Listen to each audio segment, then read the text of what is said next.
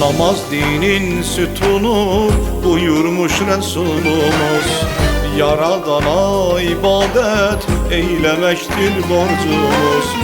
Namaz vacip bir emel, Allah ile söhbettir. Namaz cennete kapı, ebedi saadettir. Tövbe et geçmişine, yeni sehve aç insan. Allah bağışlayandır, hak yolunu seç insan. Tövbe et geçmişine, yeni sehve aç insan. Allah bağışlayandır, hak yolunu seç insan. Hak yolunu seç insan.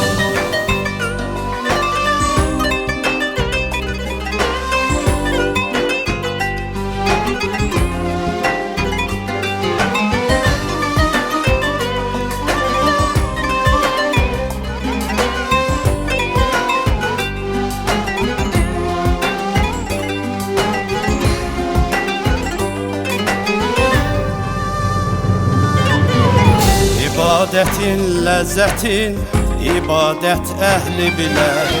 Tövbekar bendelerin, Tanrı günahın siler. Dinle ey aziz insan, Peygamberimiz söyler.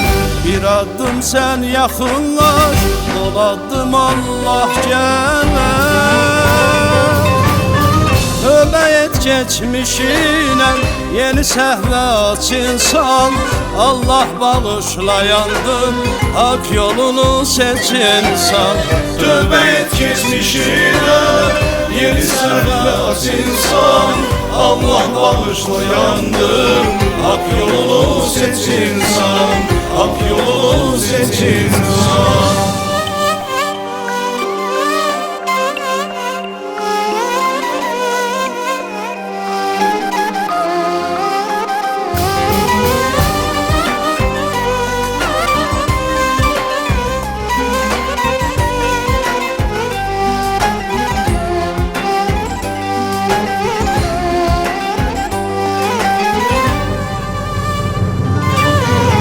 Gel verək biz əl-ələ, tutaq haqqın ipindən.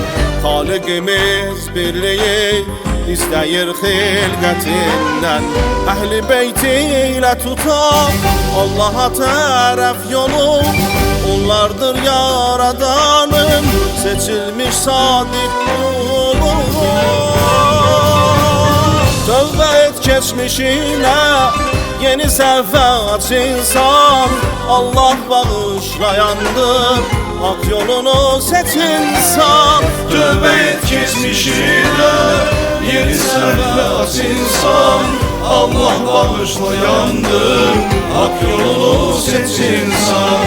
Hak yolunu seç insan. Tövbe et geçmişine, yeni sehve aç insan.